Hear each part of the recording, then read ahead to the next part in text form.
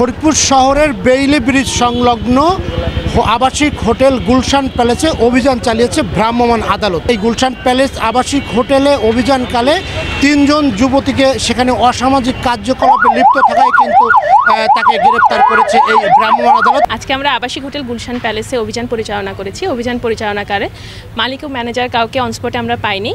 আমরা তাদের বিরুদ্ধে আইনানুগ প্রক্রিয়া চলমান আছে। আমাদের জেলা প্রশাসনের নিয়মিত মোবাইল কোর্ট পরিচালনার অংশ হিসেবে আমরা একটি গোপন সংবাদ পেয়েছি, যেখানে এই ধরনের মাদক সেবন এবং অসামাজিক কার্যকলাপের অভিযোগ ছিল, যেখানে বিভিন্ন ধরনের মহিলাদেরকে রেখে এই ধরনের অপরাধ সংগঠিত হয়। সেই সংবাদের ভিত্তিতে আজকে আমাদের অভিযানটি পরিচালিত হয়েছে। আমরা 3 জন মহিলাকে পেয়েছি সেখানে, এবং বিভিন্ন ধরনের আপত্তিকর সরঞ্জাম ছিল। এরই অংশ হিসেবে আমরা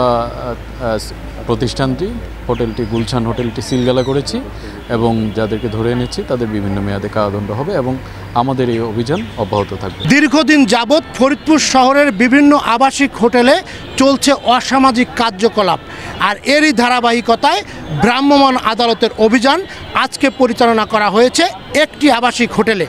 অন্য যে হোটেলগুলো রয়েছে সেই হোটেলগুলোতেও অভিযান চালাবে ভ্রাম্যমাণ আদালত, এমনটাই প্রত্যাশা শহরবাসীর। শিকদার সজল, সময় সংবাদ, ফরিদপুর।